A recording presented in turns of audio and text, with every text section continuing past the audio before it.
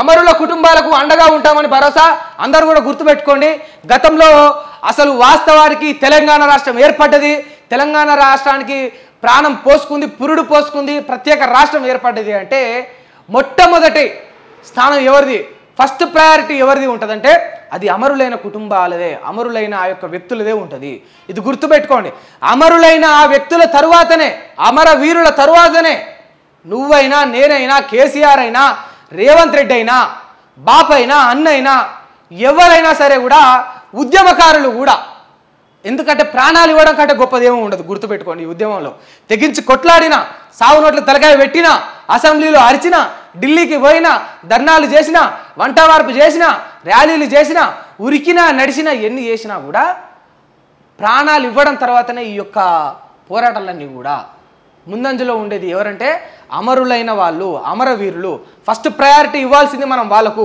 గత 10 ఏళ్లలో ఈ అమరులకు సరైన గుర్తింపు లేదు. మొన్నటికి మొన్న మన కేసీఆర్ బాబు చూస్తే పోలీస్ కృష్ణన్న గారి బిడ్డకు వారి యొక్క విద్యకు, వైద్యానికి, చదువులకు, పై చదువులకు అని చెప్పేసి 24 లక్షల చెక్ అందజేసిండ్రు. అది ఎప్పుడు 2వ తారీఖు, ఇక మన యొక్క 10 సంవత్సరాల ఆవిర్భావ దినోత్సవ వేడుకల సందర్భంగా ఇచ్చిండ్రు.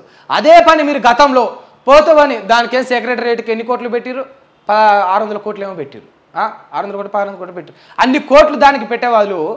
సరే పెడితే పెట్టిండ్రు, అది మన యొక్క ఖ్యాతిని చూపెడుతుంది, మన యొక్క అప్డేటెడ్గా ఉంటుంది, మనకు అభివృద్ధి కనిపిస్తుంది. నేను కాదు అనను, పెట్టుబడులు కూడా వస్తే అవన్నీ చూసి. కానీ అట్లీస్ట్ అందులో పెట్టిన దాంట్లో ఒక 30% పైసలో ఈ అమరులైన కుటుంబాలకు 1200 మంది చిట్టా బయటికి తీసి ఎవరెవరు ఏ జిల్లాకు చెందినవారు, ఎవరెవరు లెక్కేది అని చెప్పేసి గట్లనే చెక్కులు 10-20 లక్షల చెక్కులు అందరికీ మంచిగా ఇచ్చి వాళ్ళందరినీ కూడా బాగా చూసుకుంటే బాగుంటుండే.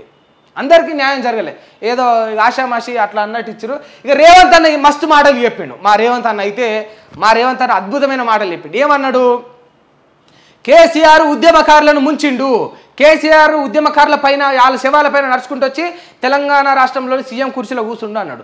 ఇప్పుడు మా రేవంత్ అన్న కూడా మేము గట్టిగా క్వశ్చన్ చేస్తున్నాం. బాపు ఫెయిల్ అయిందని మా అన్న అన్నాడు కదా, బాపు కేసీఆర్ బాపు ఫెయిల్ అయ్యిండు ఉద్యమకారులకు, ఆ యొక్క అమరవీరుల కుటుంబాలకు న్యాయం చేయడంలో అని మా అన్న క్లియర్గా చెప్పిండు. మా అన్న నేను అడుగుతున్నా, మా రేవంత్ అన్న మరి బాబుని అన్నావు కదా, నీకు ఇంకా 4.5 ఏళ్ళ గడువు ఉన్నది, ఈ గడువు మొత్తంలో నువ్వు ఏ పాటు చేస్తావో మేము కూడా చూస్తాం, చేయాలని కోరుకుంటున్నాం, చేయాలని ఆశిస్తున్నాం. చేయకపోతే బాబుకు వచ్చిన వ్యతిరేకత కంటే కూడా నీ పైన ఒక 10 రెట్లు ఎక్కువనే వస్తుంది.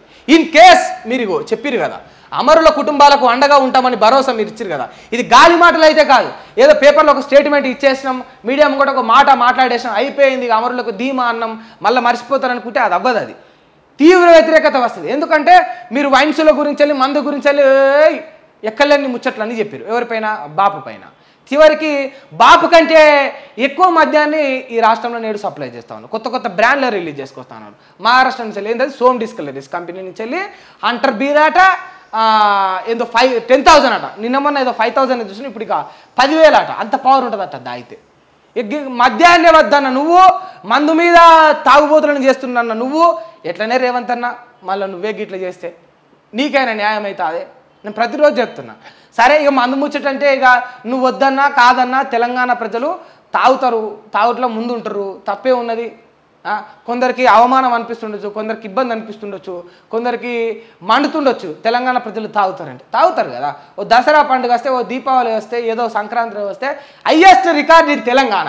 660 కోట్లు ఒక్క రోజులోనే మద్యం తాగిన తెలంగాణ ప్రజలు. గిల్ల మన పోటీ ఏడ ముందు ఉన్నది మన తెలంగాణ ప్రజలదంటే మద్యం విషయంలో. ఏడపోటు ఉన్నది తెలంగాణ ప్రజల యొక్క ముందంజ అంటే మందు తాగుట్లా. దసరా పండుగ వస్తే ఒక్క రాత్రి కల్లా ఎక్కువ కేస్ బీర్లు తాగింది మేమే రా అని చెప్పుకోనికి.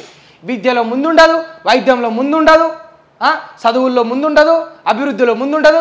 మాకు కావాల్సిన ముందంజ ఏడ ఉండాలి. కొత్త బ్రాండ్లను రిలీజ్ చేసే బదులు కొత్త కొత్త పథకాలను రిలీజ్ చేయర్రి.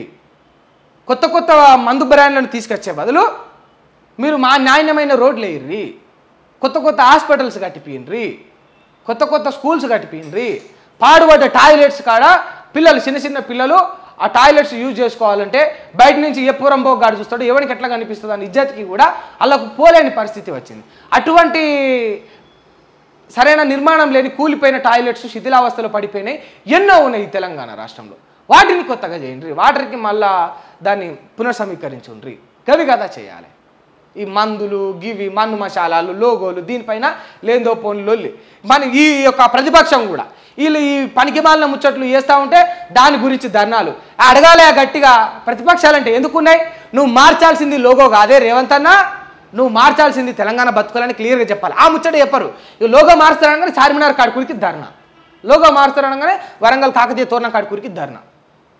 చాలా ప్రజలను మభ్యపెడుతున్నారు ఈ రాజకీయ నాయకులు అందరూ కూడా. మొత్తం అందరూ కూడా ఒక్కతాటిపైన ఉంటారు. ఇంటర్నల్ పాలిటిక్స్ వేరు, మనకు బాహ్యంగా కనిపించే పాలిటిక్స్ వేరు. గుర్తుపెట్టుకొని ప్రజలారి ఇది అందరూ గమనించాలి. పోరంబోకు నాయకులు ఎవరున్నా కూడా వాళ్ళని తరిమి కొట్టే బాధ్యత మీ మీదనే ఉన్నది. ఇప్పుడు ఈ రాష్ట్ర చిహ్నం గురించి రాష్ట్ర లోగో గురించి వెళ్ళి పంచాయతీ పెట్టుకుంటే ప్రతిపక్షం అధికార పక్షం మనకేమైనా న్యాయం జరుగుతుందా? ఒక నీకు నాకు ఒక జర్నలిస్ట్కు కావచ్చు, ఒక కామన్ మ్యాన్కు కావచ్చు, ఒక ప్రభుత్వ ఉద్యోగికి కావచ్చు, ఒక సాఫ్ట్వేర్ ఉద్యోగి కావచ్చు, ఒక ఆటో డ్రైవర్కు కావచ్చు, ఒక ఇంట్లో గృహిణి మహిళకు కావచ్చు, రాష్ట్ర చిహ్నం గురించి వెళ్ళి ప్రతిపక్షం అధికార పక్షం లొల్లీలు పెట్టుకుంటే మన బ్రతుకులు ఏమన్నా మారుతాయా? ఎంత సిగ్గుచేటు చూడు.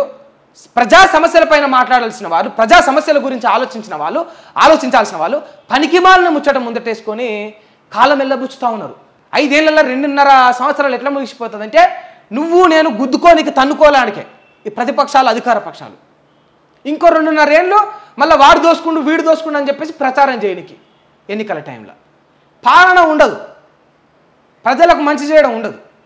మధ్యలో సందు దొరికినప్పుడు ఒక పథకం రిలీజ్ చేయాలి, వేసినగానే వచ్చిందిగానే అకౌంట్లో పడేగానే పైసలు. ఇది అహంకారంగా మళ్ళా ఇది అందరు జనాలు గమనించాలి.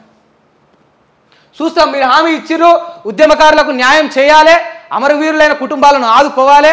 ఆదుకోకపోతే నాడు బీఆర్ఎస్ ప్రభుత్వం పైన కేసీఆర్ బాబు పైన ఎంతైతే గొంతులు లేసినాయో, ఎంతైతే లేవనెత్తినరో, ఇలా రేవంత్ అన్న అంతకంటే ఎక్కువ తీవ్ర స్థాయిలో మీరు ఎదుర్కోవాల్సి ఉంటుంది. ఎందుకంటే అట్లీస్ట్ బాపుకు ఉద్యమంలో పాల్గొనడం అన్న పేరు కూడా ఉన్నది, మీకు అది కూడా లేకపోవడం కొంచెం గమనార్హం.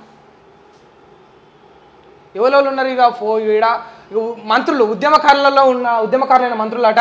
హనుమకొండలో ఉద్యమ ఎంపీలు రాజయ్య, అంజన్ కుమార్, వివేక్ వెంకటస్వామి, మన E6 ఓనర్ పొన్నం ప్రభాకర్, మధుయాష్కి ఇక పూలతో స్వాగతం పలుకుతున్న కార్యకర్తలు.